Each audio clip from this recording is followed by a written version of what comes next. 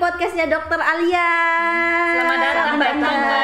Iya, wah, makin rame ya. Rame bertiga sekarang. Iya, kalau kemarin kan kita berdua, cuma berdua aja narasumbernya. Kita ngobrolin cantengan, dimana itu adalah salah satu kebiasaan saya dan Mbak Lulu ini. Cuil-cuil. Cantengan iya, cuil-cuil gitu ya. Nah, kemarin kan kita udah ngobrol sama Mbak Alpa juga. Mbak Alpa kan bilangnya, oke deh kayaknya kita ngobrolin tentang cacing gitu ya. Nah, yang aku tahu kan cacing itu kayak ada di perut, dan yang pasti cacing itu ada di tanah gitu ya. Nah, pertanyaannya nih, kalau kita ngobrolin cacing dengan perawat-perawat kulit gitu ya, emang cacing itu bisa masuk ke kulit? Bisa Mbak, ada salah satu jenis cacing memang yang bisa masuk ke dalam kulit. Masuknya itu bukan pas cacingnya, tapi telurnya yang masuk. Jadi tumbuhnya itu di dalam kulit Mbak.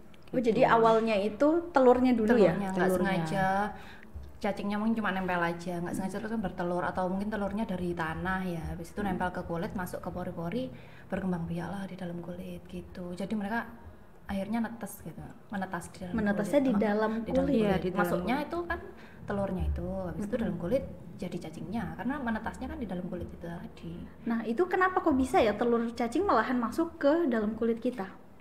Biasanya sih kayak gitu itu banyak terjadi di anak kecil ya, karena anak kecil tuh banyak kayak klesotan gitu. Jadi hati-hati ya Kan suka yang punya anak kecil yang suka klesotan, nggak pakai celana panjang atau celana, biasanya kan cuma dikasih celana dalam atau pakai pampers aja. Mereka dibiarin klesotan di lantai atau mungkin di tanah, dengan alih-alih melatih sensor motorik lah, tapi juga harus dijaga juga kebersihannya gitu. Dari situlah mereka gelesotan. Kita kan nggak tahu ya cacing itu udah bertelur di situ atau gimana. Kita ada cacingnya atau enggak kan juga kita nggak tahu ya. Cacingnya di situ bertelur, goser-goser, nempel lah ke kulit. Habis itu kan masuk ke pori-pori gitu. Masuk ke pori-pori, nggak kerasa pastinya. Pas netasnya itu mulai tumbuh cacingnya baru kerasa, karena kan cacingnya udah mulai gerak-gerak dalam kulit kan. Nah, itu udah mulai kerasa pasti. Oh, jadi sebenarnya yang masuk duluan itu adalah telurnya. Yang kecil-kecil itu ya. Itu masuknya sebenarnya lewat mana sih? pori-pori Mbak. Kan enggak kasat Coba deh mata cek Mbak. pori-porinya Mbak Kiki, kelihatan nggak? Ada kan yang kayak titik-titik gitu kan? Iya, itu masuk lewat situ. Masuk lewat situ Mbak. Oh, jadi telur cacingnya ini bisa masuk dari pori-pori Saking kulit. kecilnya. Saking kecilnya ya. Kalau berarti itu tak kasat mata ya? Nah, tak kasat mata Mbak. Ah, iya. Kasatnya pakai mikroskop. Kayak iya. Mbak Kiki pernah nggak lihat video orang-orang luar negeri yang kulitnya kemasukan larva? Pernah nggak? Pernah Kurang lebih kayak prosesnya kayak gitu. kayak yang panjang. Iya, kemasukan larva. kayak gitu Mbak. Kurang lebih kayak gitu sih, mirip, prosesnya sama. Itu berapa lama tuh kalau misalkan ketahuannya gitu? Udah sebenarnya usia si cacing itu biasanya sudah berapa lama ada di bawah kulit? Berapa lama ya biasanya? Semingguan itu kurang udah lebih netes semingguan. Oh, berarti cepet dong? Cepet Mbak. Dan itu banyak? Ya cepet nyebar Mbak. Ya tergantung masuknya telurnya itu tadi. Semakin digaruk, ini telurnya masuk ke kuku kan. Habis itu garuk lagi area yang lain, jadi ke tempat yang lain juga, banyak juga. Jadi nggak cuma satu area di situ terus, enggak. Kan kalau digaruk-garuk, di situ garuk sebelahnya. Udah, Menjalar ke sebelahnya. Karena kan telurnya juga ikut pindah masuk ke kuku. Oh iya. Jadi kayak pemindahannya tuh dari garukan tadi ya, dari kuku, dari sini terus kita pindah sini ke sini. Itu tapi beda ya dengan apa ya dinamakan, kalau gatel itu kan ada jamur, bakteri, virus. Nah, itu sendiri beda ya? Beda cacingnya beda sendiri Mbak.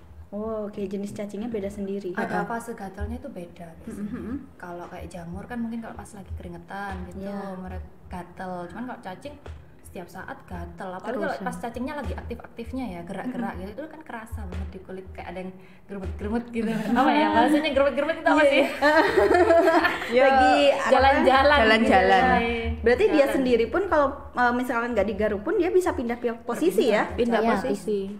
Aku Dan bisa ngebayangin. tambah panjang Mbak. Oh, bisa tambah panjang? Bisa tambah Karena kan panjang. berkembang biak, tumbuh kan. Namanya juga makhluk hidup. Iya sih, tapi kok kenapa dia harus di situ sih hidupnya?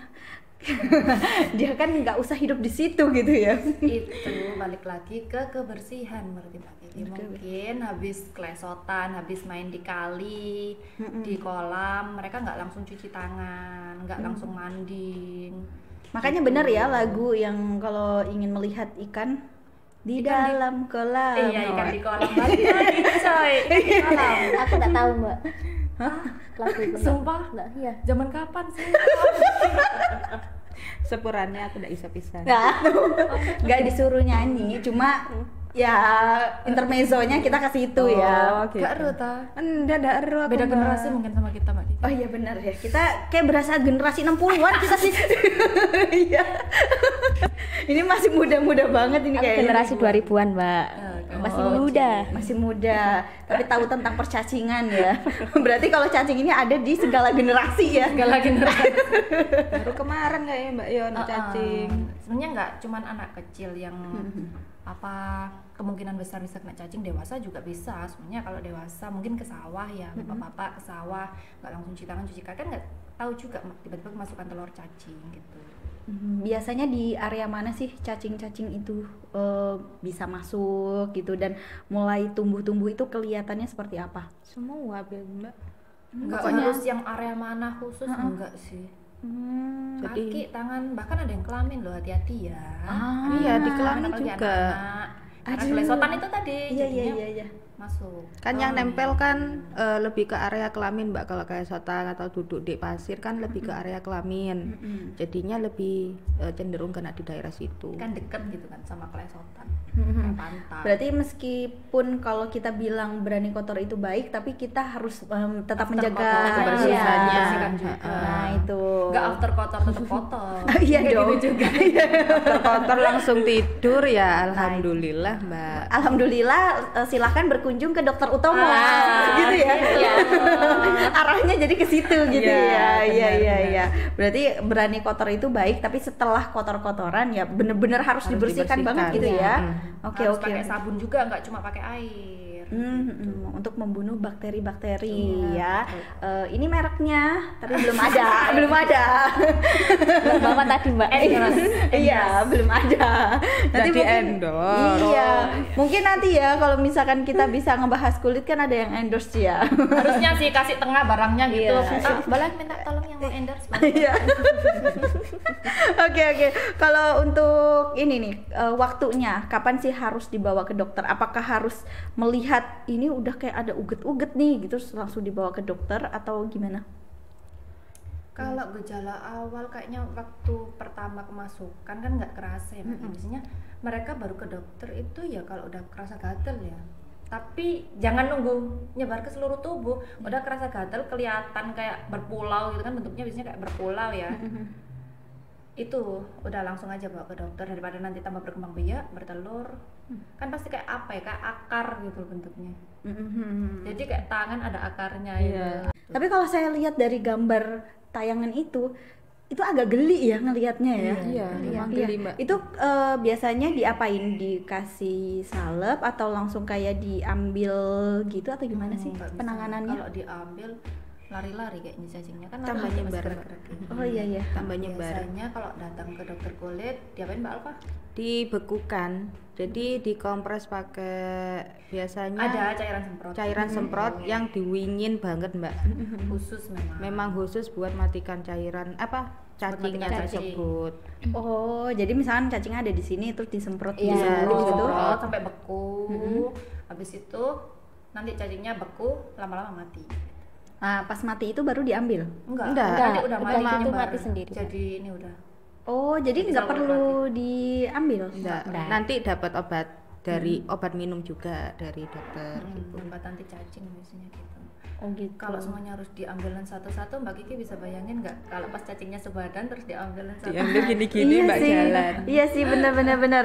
Ya karena kan aku juga nggak tahu ya, pikiranku ya cacing diambil seperti yang kayak aku ngobrol sama teman-teman THT gitu, ada sesuatu yang di Masuk. dalam kan pasti Diambil. diambil, di hidung pasti diambil gitu. Nah, begitupun juga untuk cacing di kulit ya. Saya berpikirnya jadi akhirnya kayaknya diambil tapi kok malah jadi disayat-sayat semua. Makanya itu kan Nah, yang ngerinya yang di sayapnya, lebih ngeri di sayapnya kayaknya Iya, daripada cacingnya.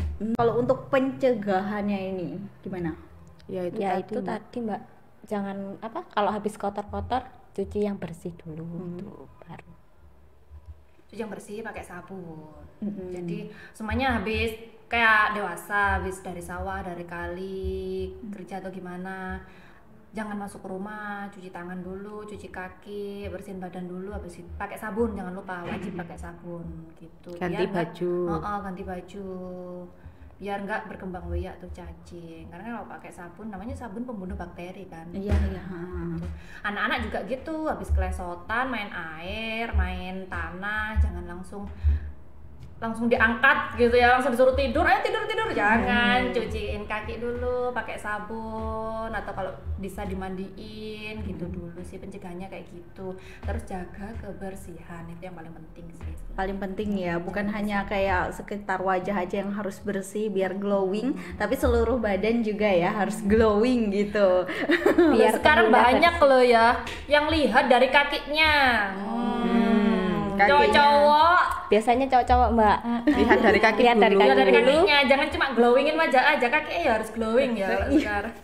Kadang kulit kakinya diabaikan karena kan ada di bawah gitu kan, padahal sebenarnya semuanya ya anggota tubuh kita juga harus dirawat gitu ya, termasuk kebersihannya ya dari segala macam lah, supaya nggak ada kayak jamur gitu kan, terus apalagi bakteri, skabies.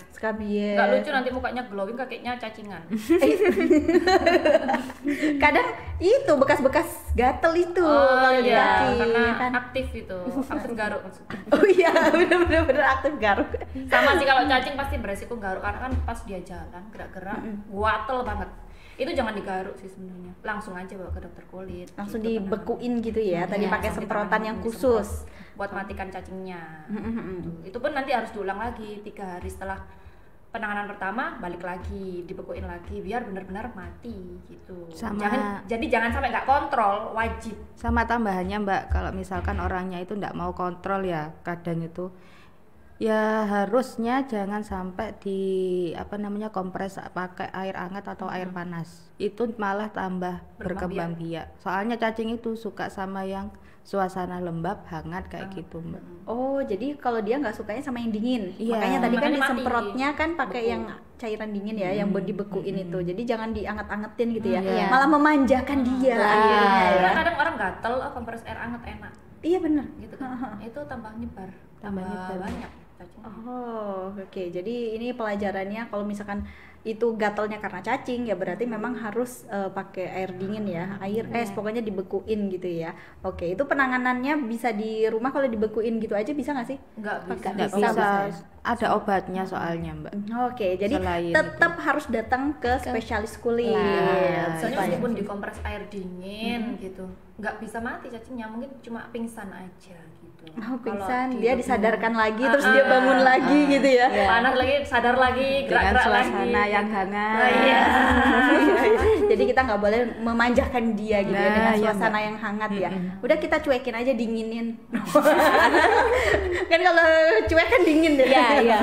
Oke deh, makasih ya mbak-mbak dari Milis. Nanti kita sharing-sharing lagi lah untuk menambah ilmu untuk masyarakat juga gitu ya, mengedukasi supaya tetap bisa menjaga kesehatan dan lain sebagainya. Terima kasih. Iya Mbak, Mbak, sama-sama. Terima kasih.